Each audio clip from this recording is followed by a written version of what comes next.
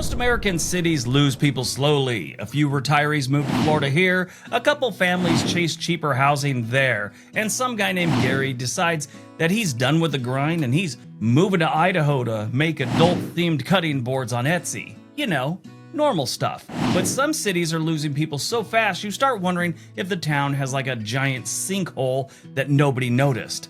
From 2020 to 2025, the cities on this list lost thousands of residents.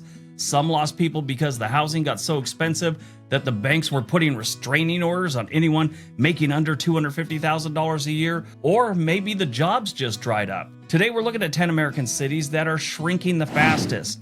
Stick around till the end because number one on this list isn't just losing people, it is stuck in one of the worst civic death spirals in American history. Let's take a look. Number 10, Palmdale, California. Palmdale is one of those places that sounds like a cheaper California escape until you actually realize that living there means there's a steering wheel permanently attached to your hand. Yeah, they got some of the worst traffic going from Los Angeles to Palmdale. I mean, I don't know if it's gotten better over the years, but I just remember that was something you avoided like poison. Here's Palmdale's numbers. From 2020 to 2025, they lost 7,568 people. That's about 4.5% of their population. It is north of Los Angeles in the Antelope Valley, which means a lot of people moved there in the 1980s and 90s because they wanted, like more house for less money. Problem is, less money in Southern California now means still expensive in most of the country with longer commutes.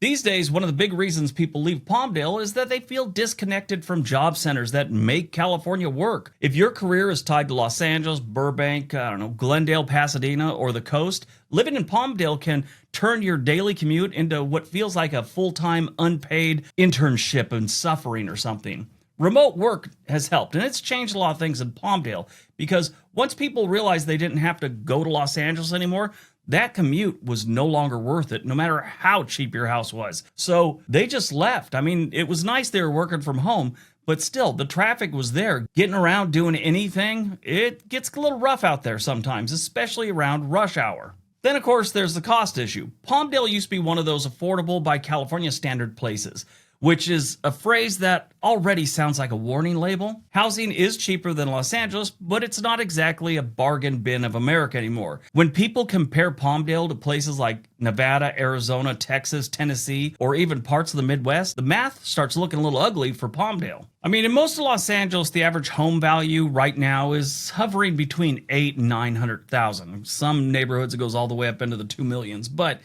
Palmdale, it's still $500,000. I know, to most of America, that does not sound affordable, but for California standards, that's affordable.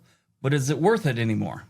Number 9, Glendale, California. Now, we're going to see a lot of California on this list, just so you know in advance. Glendale lost about 9,363 people between 2020 and 2025. That means they lost 4.8% of their population. Glendale's not losing people because it's some forgotten disaster zone. Glendale is actually a pretty desirable city.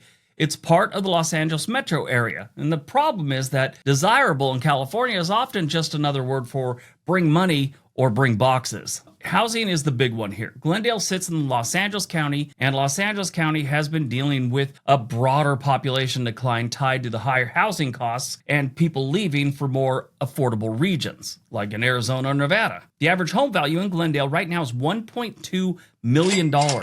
That is brutal. That's like Silicon Valley money. And the population, because of that, has dropped almost 5% since 2020. The other issue is Glendale gives the full Los Angeles area bill without always giving them the full Los Angeles fantasy. You still deal with traffic, high rents, expensive homes, higher taxes, and overpopulation. But unless you're living a very specific lifestyle, the payoff starts to feel thin. At some point, people start to look at their rent and their square footage. They also look at their parking situation and say, maybe Arizona doesn't suck as bad as I always thought it did. One thing leads to another, they're open up Zillow. Number 8, Downey, California. Downey's been losing. Downey lost about 5,886 people between 2020 and 25. That's about 5.1% of their population. Now, Downey is another Los Angeles County city where the math has started bullying people around. It is centrally located, which sounds great until you realize that in Southern California, centrally located usually means you are equally trapped in traffic in every direction. Doesn't matter where you're going to go, you're going to hit traffic. Downey is close to jobs, freeways, other cities, and major parts of the metro area. But that convenience comes with a cost that's been pushing more families out every single year. People are leaving because the old bargain has faded. Downey was never Malibu, but it was also never supposed to be financially ridiculous. That was the trade-off. Families who once could buy into these southeastern Los Angeles communities now find themselves dealing with an average home value of about $900,000. Yeah, for Downey. Downey, when I was a kid, was the land of blue-collar family houses and Karen Carpenter. Now the home prices are closing in on $1 million. That's insane. Downey is not worth $1 million. I don't care how you slice it. Downey is a decent place to live. You know, things have changed over the years. It was a lot nicer before, but it is definitely not worth $900,000. That's crazy. If the dream is to own a house, raise kids, and not spend your life paying premium prices for lame offerings, Downey becomes a launching pad instead of a landing spot. I used to have some friends from Downey. And that was a bit of a drive for having friends in the Los Angeles area, but we'd see each other different places, Mexico. And they were decent. I don't know what happened to them. Kind of lost contact. But we used to go Downey all the time. It was a nice place for blue-collar families. It's like aerospace workers, things like that. Number 7, New Orleans, Louisiana. New Orleans, between 2020 and 2025, lost almost 22,000 people. That's a decline of 5.7% of their population. Now, to clear things up here, if a city loses 1%, that's bad. A matter of fact, if a city doesn't at least break even, something's going wrong in that city. When you start losing almost 6% of your population, there's some horrible things going on there. That being said, New Orleans is one of the greatest American cities to visit and one of America's most complicated cities to actually live in. I've been there many times over the years, and I don't know how or why people actually live there. It's fun to visit, but that's about it. I'd never live there. Tourists get music, food, architecture, festivals, and stories they will horribly retell at parties for the next decade. Residents get all that too, but they also get hurricanes, flood, insurance nightmares, weak public services in some areas, and a city government that often feels like it was assembled with no real planning. People leave New Orleans because life there can be exhausting.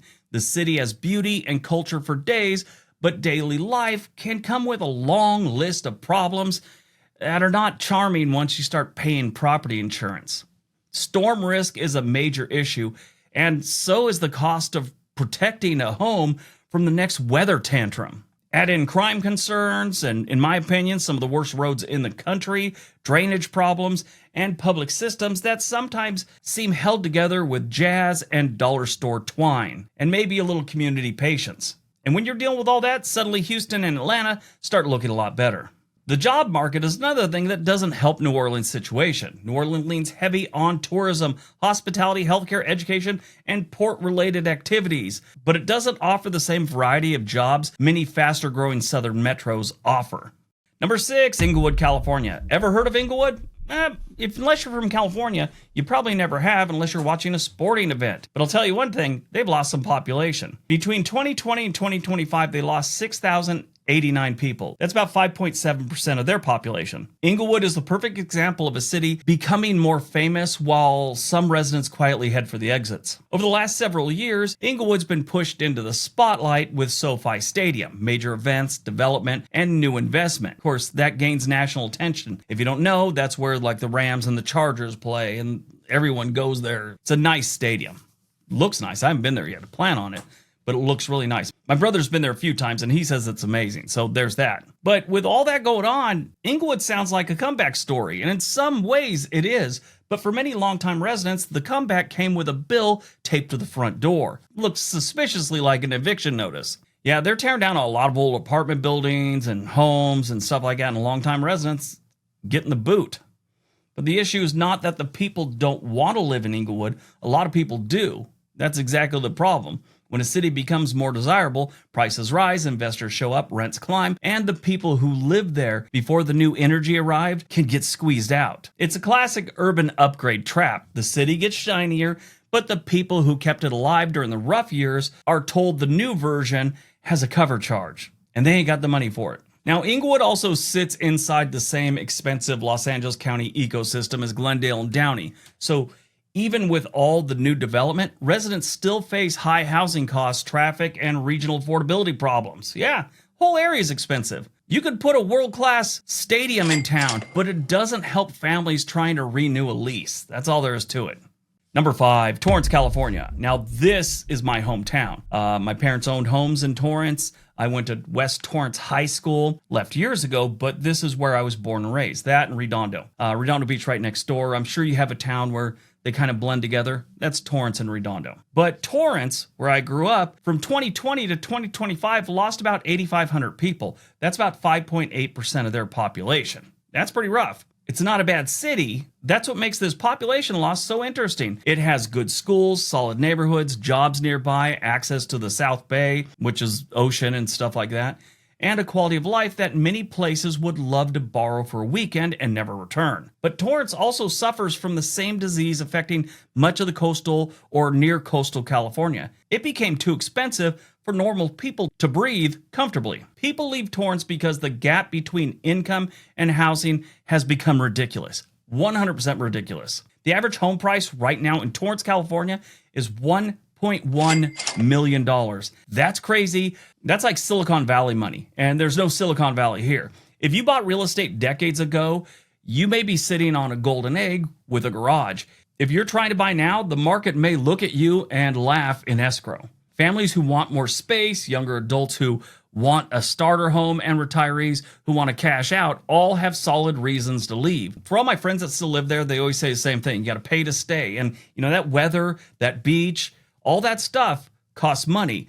It's really too bad because the whole Torrance, well, at least most of Torrance, was built around aerospace workers, especially the neighborhoods where me and my wife grew up. That was all built for aerospace workers after World War II, 50s and 60s. You go to your house, you go to your friend's house 4 blocks over, and he's got the same layout. So these were planned communities, and they're all over, especially West Torrance, South Torrance. It was just blue-collar families, much like Downey. Number 4, San Francisco, California. Yep, surprise, surprise, San Francisco's losing people. Between 2020 and 2025, they lost over 52,000 people. That's a drop of about 6%. That's insane. San Francisco losing more than 52,000 people is not a small population dip. That's an entire mid-sized city worth the people looking at rent and home prices and office vacancies and going, you know what? The fog can be had other places. In case you don't know, San Francisco, it's really foggy. It's kind of nice. The city still has wealth, job, tech, culture, views, restaurant, and global importance, but it also has the most punishing cost of living equation in America right now. Worse than Hawaii. Their average home value is $1.3 million. That's the average. There's homes there that are insanely expensive. The pandemic cracked the door open on San Francisco. Remote work kicked it off the hinges. Once tech workers and office personnel realized that they didn't need to be physically chained to the Bay Area desk, many left for cheaper cities, suburbs, and other states. The quality of life complaints have become impossible to ignore in San Francisco. The high housing costs were already doing a pretty good job of pushing people out, but concerns about the homeless, public drug use, property crime, and an empty downtown, made it feel less like a premium thing they were getting. It wasn't worth the cost anymore. San Francisco is still one of the most fascinating cities in the country, but fascinating is easier to enjoy when you're not paying luxury prices for a daily obstacle course on the sidewalk. And some of those obstacles include someone dropping a deuce on the sidewalk. Number 3, Shreveport, Louisiana. Shreveport has been losing a lot of people, especially for its size. From 2020 to 2025, Shreveport lost 11,600 people. That's about 6.2% of their population. Shreveport is one of those cities that feels like it should be doing better than it actually is. It has history, location, casinos, a regional identity, and enough bones to be more than just a city to pass through while you're wandering to the next Buc-ee's. But the population decline tells a different story. People are leaving because the local economy isn't giving people enough reasons to stay. One saving grace is their real estate is pretty close to dirt cheap. The average home value here is about $146,000, which is not bad. The big problem is opportunity. Shreveport has struggled with job growth, poverty, crime concerns, and the broader stagnation that has hit parts of Louisiana hard. When younger workers are not seeing a future here, they leave. When families don't feel safe or financially stable, they leave. When businesses hesitate to invest, the cycle gets worse. And it's really not just one thing. It's a slow drip of many things going on in Shreveport. Louisiana itself has had trouble keeping residents in many areas because of job growth and opportunity. It often lags behind faster growing southern states. That puts Shreveport in a rough position. It is competing with Dallas, Houston, Austin, Atlanta, Nashville, and other metros that offer more jobs, more momentum, just a better life. Shreveport can be affordable, but affordability doesn't mean much if the local economy is standing there holding a help wanted sign. Number 2, St. Louis, Missouri. Yeah, St. Louis has been losing quite a few people. From 2020 to 2025, they lost 23,200 people. That's about 2.7% of their population. St. Louis is one of the great American cities, and it's kind of in that stage of what happened. It has beautiful old buildings, historic neighborhoods, major institutions, sports culture, food, parks, and enough personality to make newer cities look like they were designed by an airport committee. But the city proper has been losing population for decades. That decline keeps rolling like it's got someplace important to be. Their metro area is gaining population. The city itself is losing population because the city itself sucks more than the suburbs. That's how it works. People leave St. Louis for several reasons. Crime is one of the biggest issues residents talk about. Public safety concerns affect where people choose to live, where businesses invest, and whether families decide to stay in the city or move to the suburbs. A local analysis tied the city's population decline to domestic migration and quality of life issues, including the crime, like we'd already talked about, and the under-resourced neighborhoods. Real estate's not as much of a negative as other major cities. The average home value here is only $186,000. Compared to that in Los Angeles, that's nothing. The other issue is fragmentation. The St. Louis metro area has suburbs that continue to pull people and money away from the city itself. So the region may not feel like it's disappearing, but the city proper keeps taking hits. People move across this invisible municipal line. They still cheer on the Cardinals, and they still eat toasted ravioli, and they still say they are from St. Louis, while the actual city loses residents and its tax base. It's like watching someone move out of the house, but they keep using the Netflix password. Everyone hates that.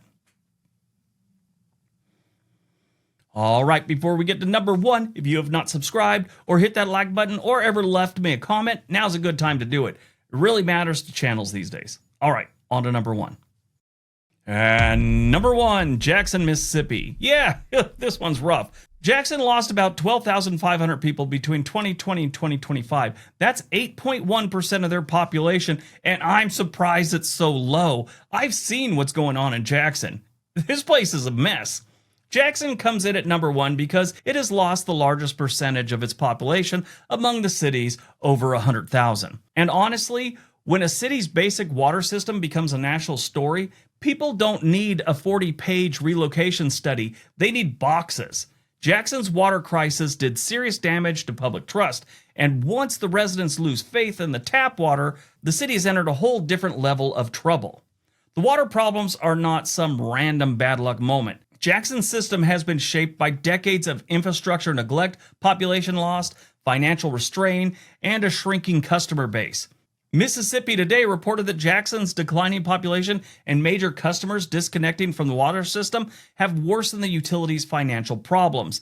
Yale also noted that the 2022 failure left more than 150,000 residents without reliable access to safe drinking water, with boil water notices becoming part of the daily life for many. But water is only part of Jackson's story. This town has struggled with crime concerns, serious poverty, weak infrastructure, population flight to the suburbs, and a shrinking tax base. That created a brutal loop. People leave because services are poor.